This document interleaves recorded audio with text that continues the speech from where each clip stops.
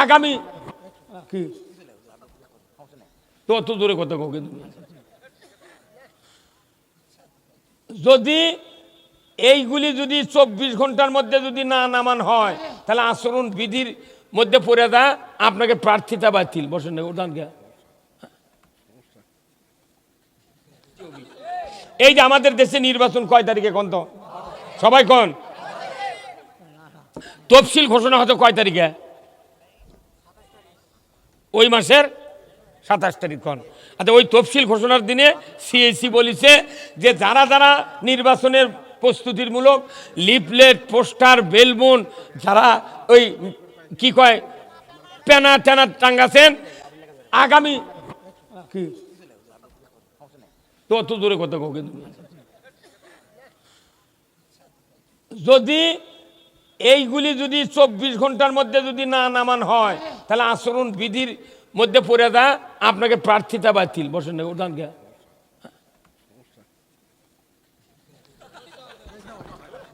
কথা বুঝতে পারলেন আচ্ছা এই কথা যখন সিইসি কছে তখন প্রার্থিতাই দাঁড়াছে তাইও রাত্রে তাই পোস্টাল টাইনে নামাছে হুদুর এটা আছে এই কথা কোন টাকা উইদার টাইনে নামাছে কিন্তু ওই ওই ওই আইনের আগে যদি কেউ কারু পোস্টাল টাইনে নামালো হয়নি ও পিঠেই মারে ফেল দিল হয়নি সরকারের আইন ইনকাম হয় না এই আইন কায়েমের জন্য আল্লাহ কছে যে সরকার যদি এগুলো আইন করে তোমাকে এত চিল্লান লাগবে না আর সরকার আইন কায়েম করে না আমাকে চিল্লানের কারণে আমাকে ধরে নিয়ে যা জেলত তোলে গুম করে ফাঁসি দেয় ইডা করে উডা করে কয় তোর কি টাকা পড়ছে যা চলে চলুক ওর বেটা বেনামাজ হয়ে মরবি তোর কি লাভ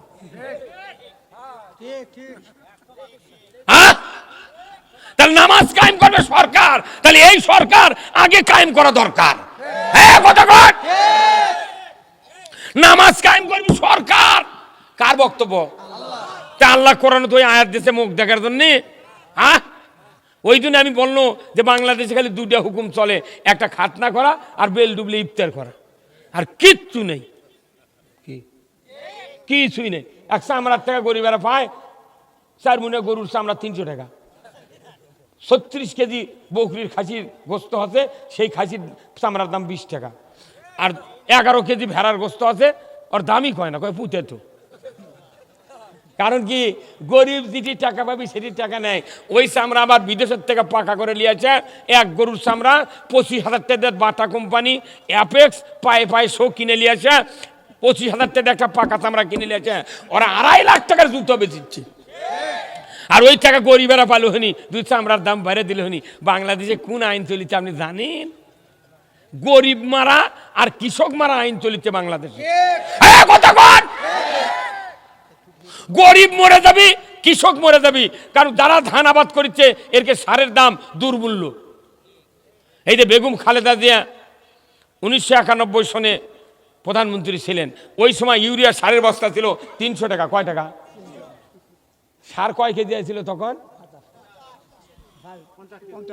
আপনি চুরি বেঁচে বেঁচে আপনার মাথায় ঠিক নেই 27 কেজি করছেন এই কতক্ষণ টাকা এই সার কয় কেজি ছিল তাহলে 300 টাকা বস্তা 50 কেজি যখন দাম হতো 600 তাহলে তখন তো 100 কেজি থাকা লাগবে যখন হতো 900 তখন থাকবে 150 কেজি যখন হতো 1200 200 কেজি এখনো 150 টাকা বাঁচে তাহলে 225 কেজি সার থাকা লাগবে এক বস্তা তাহলে মুড়ির বস্তার সার তোলা লাগলো হনি কিন্তু আছে কি অতটি সার 50 কেজি সার তারই মধ্যে 4-5 খান্তি কানা করা সারা কৃষক দাগ করছে ভাই এত কানা কে করছে হলো হুকের দাগ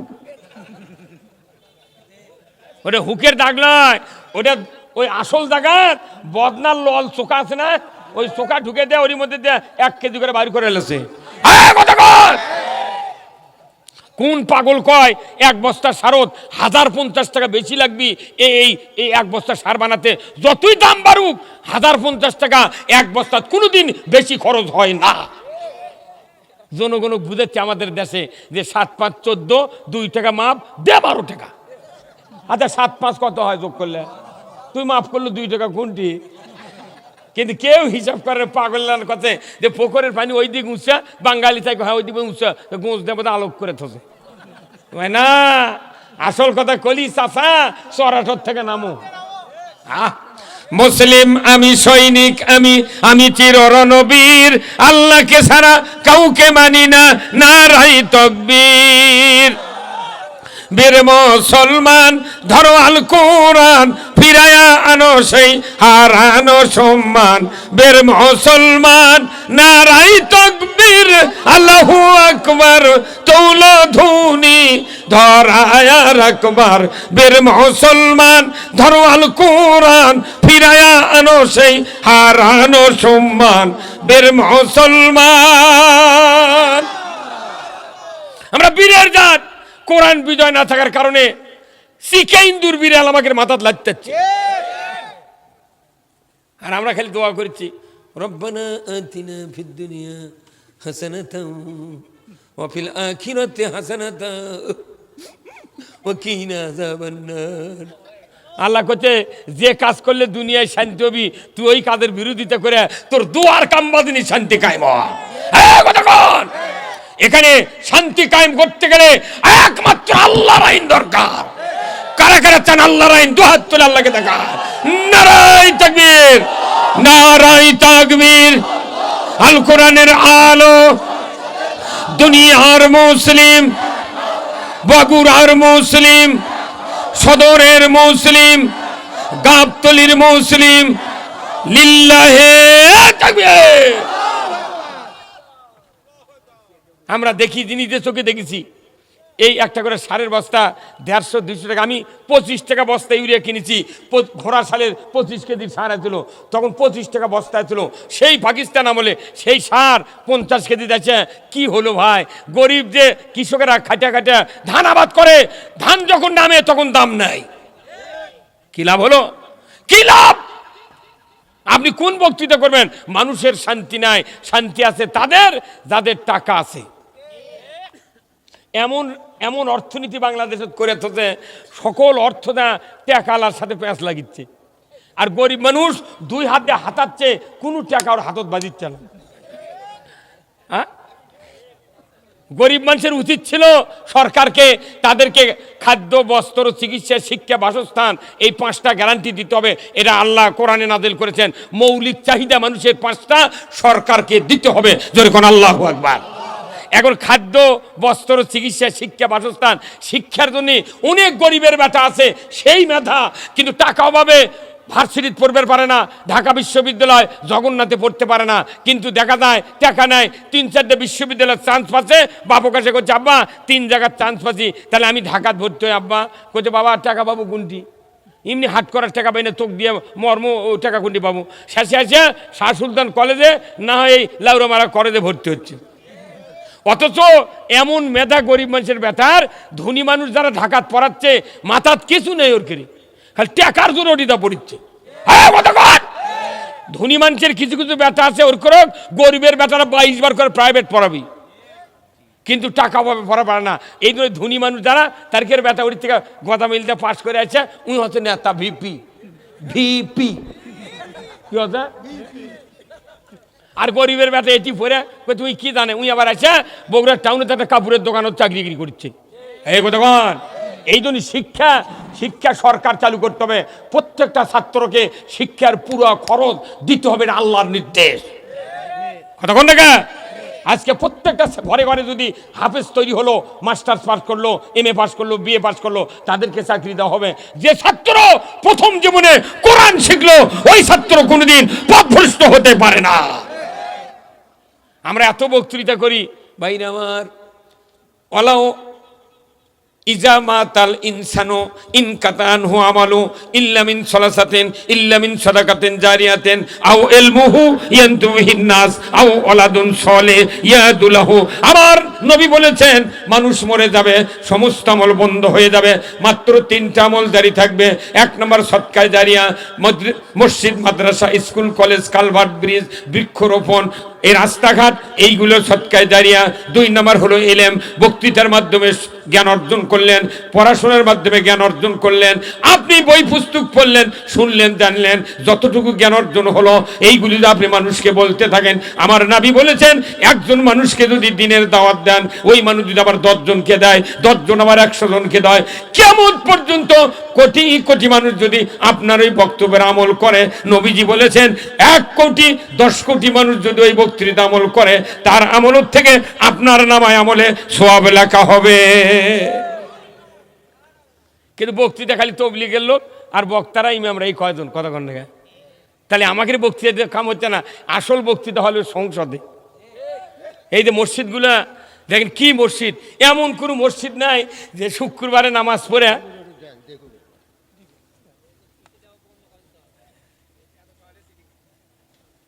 কোনটি দেখে পাচ্ছেন আপনি? কোনটি লোক উঠে গেছে, কোনটি দেখলেন? হ্যাঁ হ্যাঁ,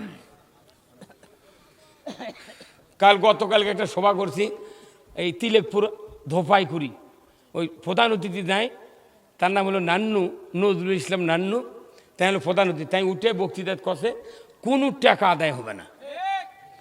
বক্তৃতা শোনেন, রাতের 12:30 পর্যন্ত বক্তৃতা দিচ্ছি, একজন মানুষ ওঠেনি। কিন্তু মানুষ মনে করেন এখনই আমি 2 টাকা চাই, তো মানুষ উঠে দেয়, বুঝছেন?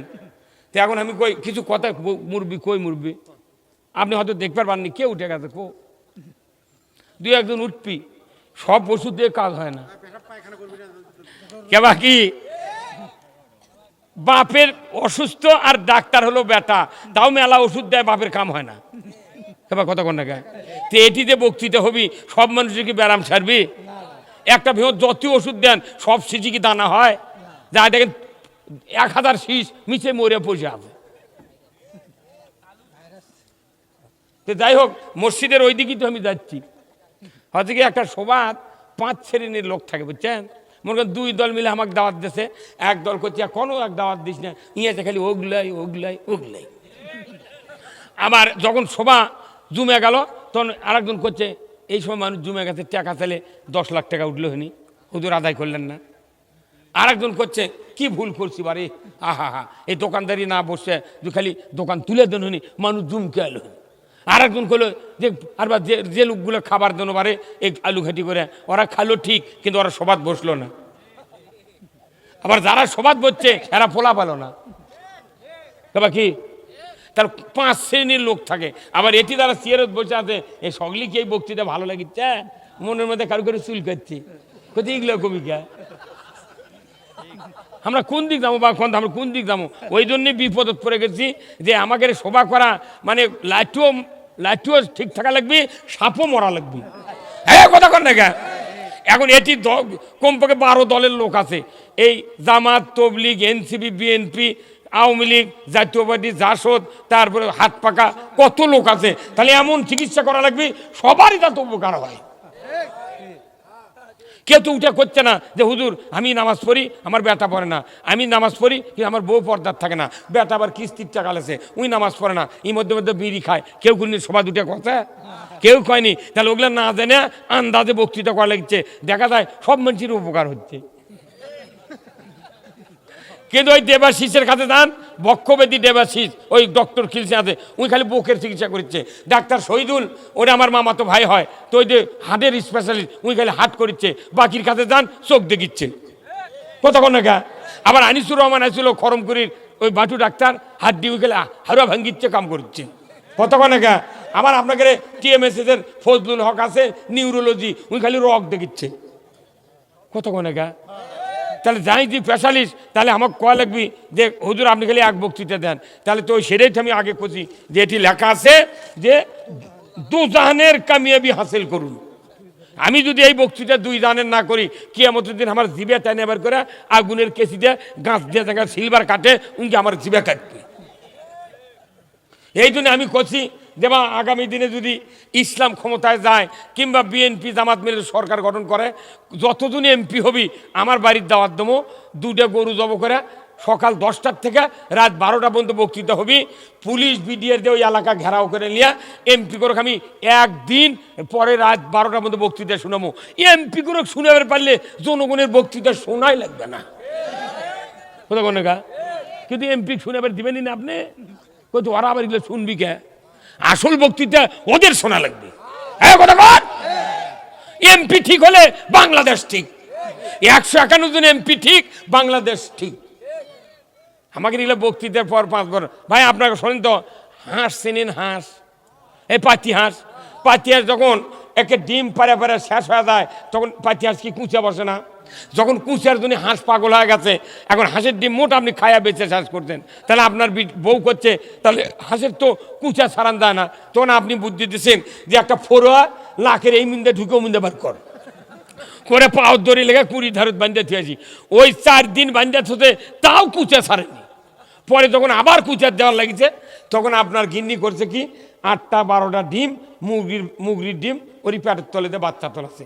28 দিন পর বাচ্চা উঠছে, তখন আপনার গিন্নি ওই বাচ্চা আর ওই হাঁস সুদ্ধা টোপাতে বান্ধে থচ্ছে 2 দিন। গাও যখন বাচ্চাকে ঝড় ধরা হচ্ছে তখন ওই বাচ্চা হাঁসতে ছাড়িয়ে হাঁসের পাশে বাচ্চা ঘুরছে, মুগরির বাচ্চা মনে করছে এটাই আমার মাও।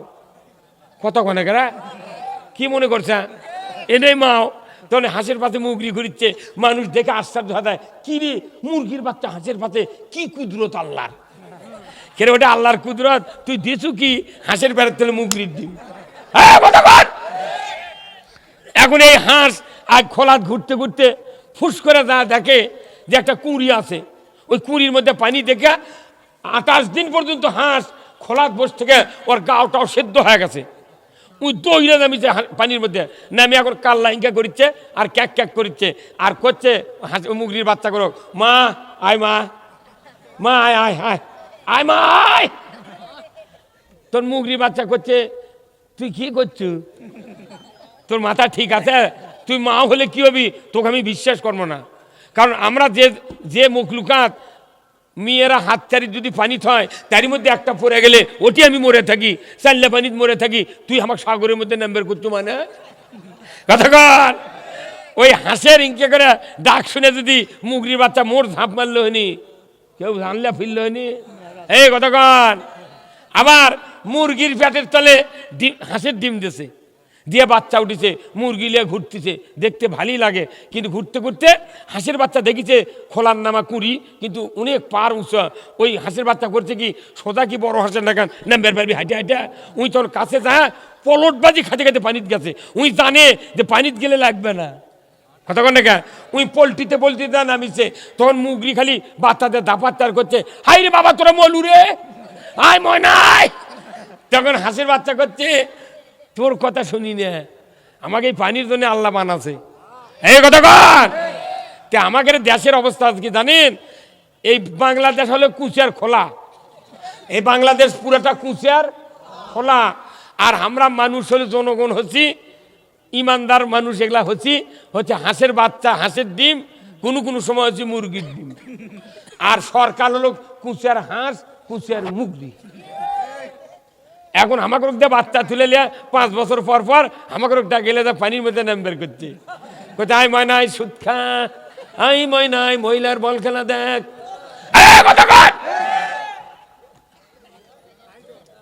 কি আপনি কথা কন কাল্লা ধোকান গে, এতই শক্তি কমে গেছে আপনার, আপনি জোরে কথা কন না গে, অনেকক্ষণ দেখিচ্ছি আপনি মুখই খোলেন না।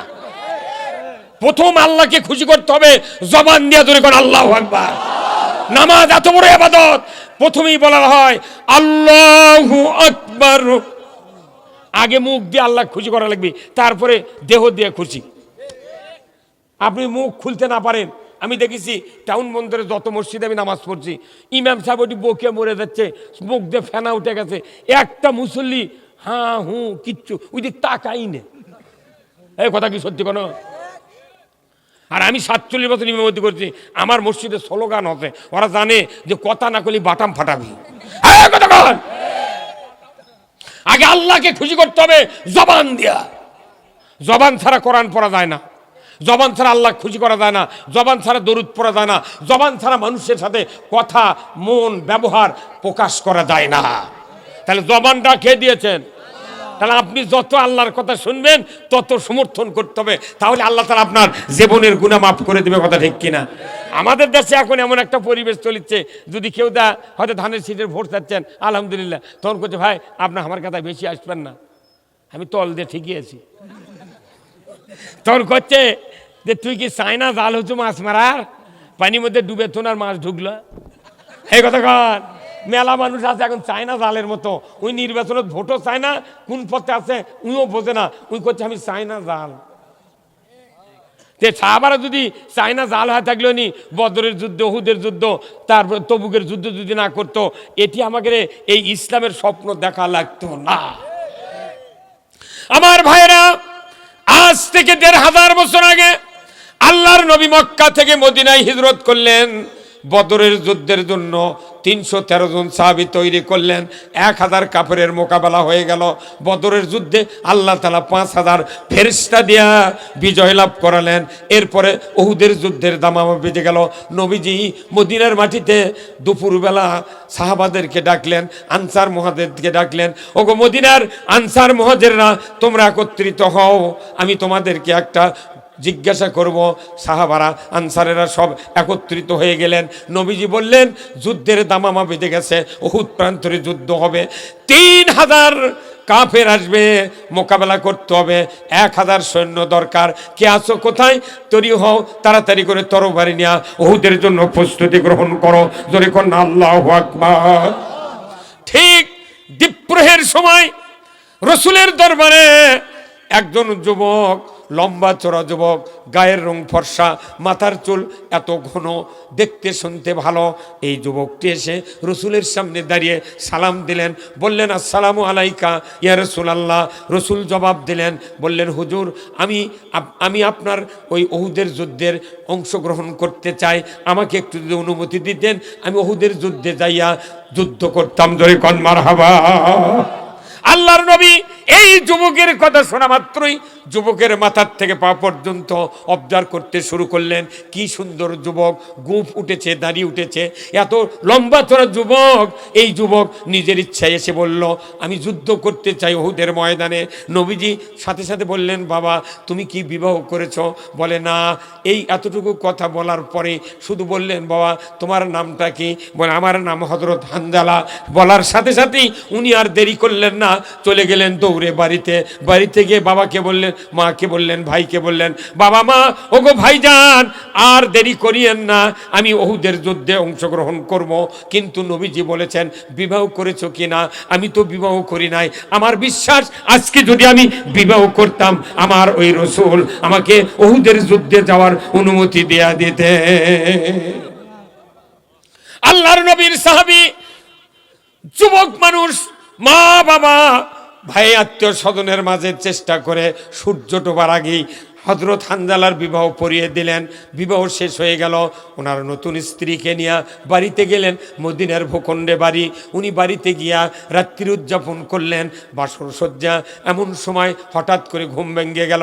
রাত্রি ফর্সা হওয়ার ভাগে উনি বললেন, পানের স্ত্রী, চলো না, চলো হাম্মামখানায় যাব, গোসল করব। স্ত্রীকে নিয়ে হাম্মামখানায় প্রবেশ করলেন, গোসলের প্রস্তুতি নিচ্ছেন। এমন সময় মদিনার অলিতে গলিতে ঢান্ডারা বাজিয়ে দিচ্ছে, কে আসরে মুসলমান? মদিনার ঘরে বাইরে কুতিলা মুহাম্মদ, মুহাম্মদ শাহাদতের পথে, ইসলাম পরাজিতর পথে। কে আসরের তরবারি নিয়ে এক্ষুনি উহুদ প্রান্তরে যাবে, যুদ্ধ করবে, নসেদ রসুল শহীদ হয়ে যাবেন, ইসলাম পরাজিত হয়ে যাবে। কি লাভ হবে? মদিনার ঘরে বসে থেকে, শুয়ে থেকে, আসো না একটু আহ্বান জানায়। এই ঢান্ডারা মদিনার অলিতে গলিতে দিয়ে বেড়াচ্ছেন। এমন সময় হযরত হানজালার কানে ওই ঢান্ডারা পৌঁছে গেল। উনি বললেন, পানের স্ত্রী, গোসল করব না, আর তাড়াতাড়ি করে তরবারি দাও, যুদ্ধের পোশাক দাও, ঘোড়াটা সাজিয়ে দাও, এক মুহূর্ত দেরি করব না, যাব আমি উহুদের ময়দানে, নবীদের পক্ষে অস্ত্র ধরে যুদ্ধ করব। ধরে কোন মারহাবা। ওনার স্ত্রী একজন সাহাবার স্ত্রী, কেমন যোগ্যতা সম্পন্ন।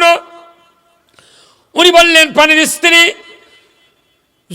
পানের স্বামী যুদ্ধে যান, আমার আপত্তি নাই, তবে আপনার উপর গোসল ফরজ আছে, ফজরের নামাজ পড়বেন, গোসল করেন, ফজরের নামাজ পড়েন, আমি তরবারি দেব, যুদ্ধের পোশাক পরিয়ে দেব, ঘোড়া সাজিয়ে দেব, দ্বিমত করব না, আমি বাধা দেব না।